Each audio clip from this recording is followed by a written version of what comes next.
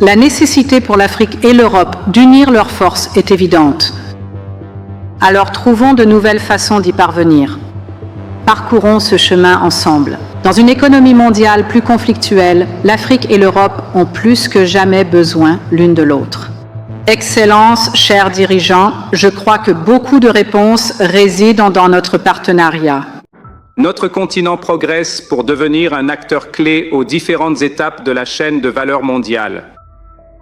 Notre rôle de simple fournisseur de matières premières touchera bientôt à sa fin.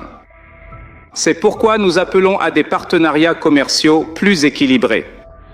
Je lance un appel pour des investissements européens dans le processus de transformation de nos minerais sur le continent. Je demande la levée de toute barrière tarifaire ou non tarifaire entravant l'accès des produits africains au marché européen.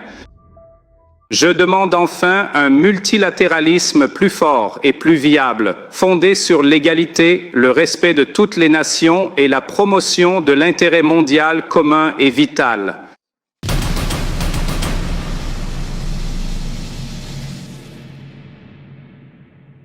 Président Costa, Président Youssef, chers dirigeants, Président, Premier ministre, Mesdames et Messieurs.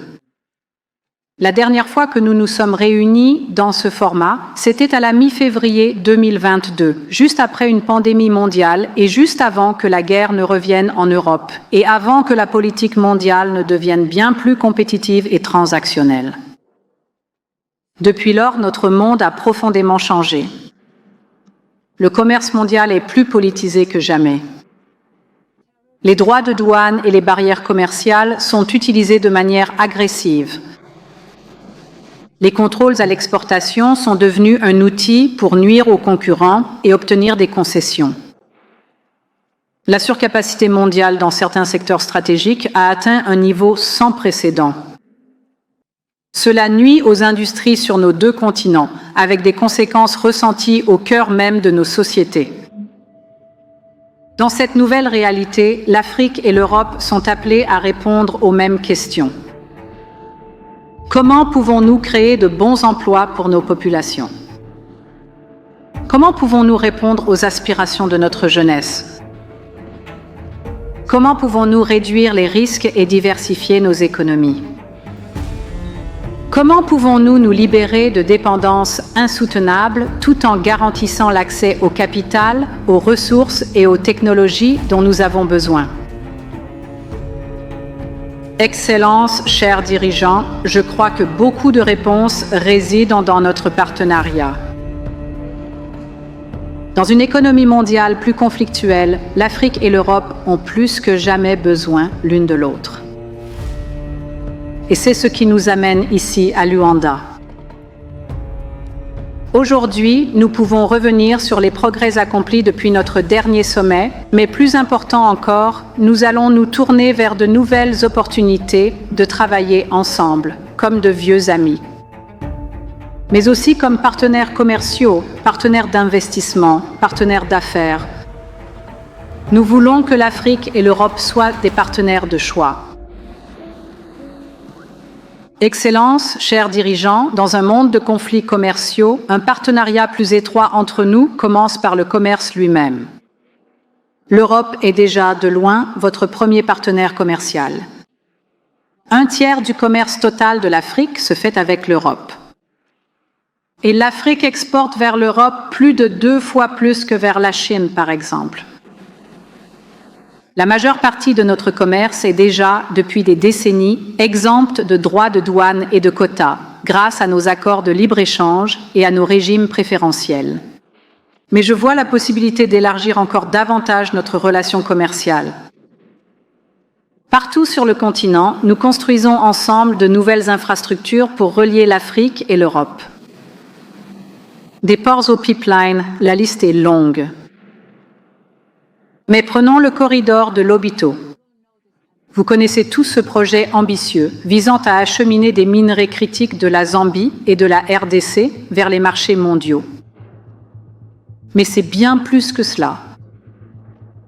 Lorsque nous avons lancé le corridor, nous avons aussi commencé à travailler avec des agriculteurs ici même en Angola. Des entreprises européennes ont assuré des formations, Elles ont aidé les entreprises locales à se conformer aux normes européennes et à accroître leur capacité d'exportation. Et cette semaine, nous pouvons célébrer le fait que la toute première cargaison d'avocats angolais quittera Lobito à destination de l'Europe. C'est ainsi que nous pouvons faire du commerce mondial un moteur de croissance locale. Et tandis que nous relions l'Afrique aux marchés mondiaux, nous soutenons également le commerce au sein de votre continent. Je pense que c'est la meilleure façon pour les entreprises africaines de se développer et de se préparer à la concurrence mondiale.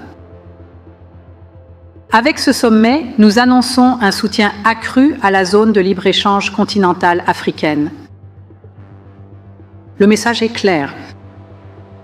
Même et surtout, en ces temps de tensions mondiales croissantes, nous croyons sincèrement au pouvoir du commerce international, car il profite à nos populations et à nos économies. Excellences, chers dirigeants, le commerce va de pair avec l'investissement. Et c'est le deuxième point que je voudrais aborder. Lors de notre sommet, il y a 3 ans, j'ai présenté notre nouvelle initiative Global Gateway, à laquelle vous venez de faire référence. Et en 3 ans, vous avez tous vu ce que représente Global Gateway. C'est plus qu'un programme d'investissement et de développement des infrastructures. Il investit dans les emplois locaux et les chaînes de valeur locales. Et c'est ce qui le rend unique dans le paysage mondial de l'investissement. D'autres investisseurs peuvent suivre une approche différente en construisant des usines, que ce soit en Afrique ou en Europe, mais en les dotant de travailleurs étrangers. Ils forgent, ils extraient et emportent les profits. Ils laissent souvent derrière eux un héritage de dettes insoutenables. Ce n'est pas le modèle de l'Europe.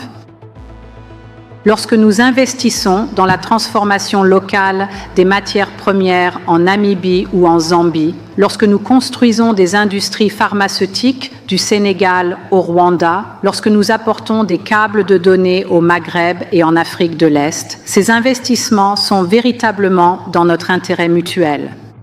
Ils permettent de gravir les échelons de la chaîne de valeur mondiale.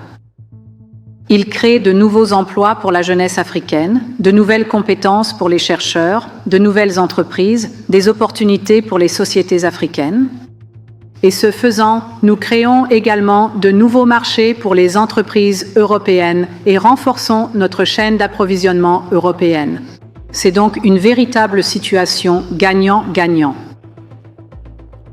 Lorsque nous avons lancé Global Gateway, nous avions pour objectif d'investir 150 milliards en Afrique d'ici 2027. Jusqu'à présent, nous avons déjà mobilisé plus de 120 milliards d'euros. Nous sommes donc bien partis pour atteindre notre objectif. Et à un moment où les grands investisseurs repensent leur engagement mondial, l'Europe est très claire. Notre engagement envers l'Afrique est là pour durer. Et cela m'amène à mon 3e et dernier point concernant un secteur où il est particulièrement urgent d'accroître les investissements. La transition mondiale vers une énergie propre est désormais pleinement engagée. L'année dernière, plus de 90% des nouvelles capacités énergétiques installées dans le monde étaient renouvelables. Le solaire et l'éolien ont remplacé le charbon comme principale source d'électricité dans le monde. Mais sur les 2 000 milliards de dollars investis dans l'énergie propre à l'échelle mondiale en 2024, seulement 2% sont allés à l'Afrique, le continent qui possède 60% du meilleur potentiel solaire mondial. Cela ne peut pas être. Cela laisse 600 millions de personnes sans électricité et 4 familles sur 5 sans solution de cuisson propre. Chaque personne devrait avoir accès à une énergie propre. Chaque continent devrait bénéficier d'une énergie bon marché. Et c'est pourquoi, avec le président Ramaphosa, nous avons lancé une campagne. Nous l'avons appelée « Accélérer les énergies renouvelables en Afrique ». Et lors du sommet du G20 plus tôt cette semaine, nous avons atteint 15,5 milliards d'euros d'engagements mondiaux. C'est une excellente nouvelle et je tiens à remercier les nombreux dirigeants présents dans cette salle qui y ont contribué. Grâce aux contributions des gouvernements et du secteur privé, nous apporterons l'électricité à des millions de personnes à travers le continent. Et c'est aussi pourquoi nous nous sommes engagés, lors du sommet sur la cuisson propre de l'Agence internationale de l'énergie, à fournir, en tant qu'équipe Europe, plus de 400 millions d'euros pour des projets de cuisson propre en Afrique. Parce qu'une transition juste doit être pour tous et elle doit se faire en Afrique. Excellences, chers dirigeants, notre partenariat est né il y a 25 ans, à l'aube d'un nouveau siècle. À cette époque, les dirigeants d'Afrique et d'Europe se sont accordés sur une vérité fondamentale. Nos continents ont des histoires différentes, mais nous partageons le même destin. Ce que nos prédécesseurs appelaient le destin est devenu aujourd'hui une réalité. Notre prospérité est plus liée que jamais. Nous devons tous deux construire les industries de demain. Nous devons tous deux tirer le meilleur parti de nos talents et de nos ressources et nous débarrasser des dépendances dangereuses.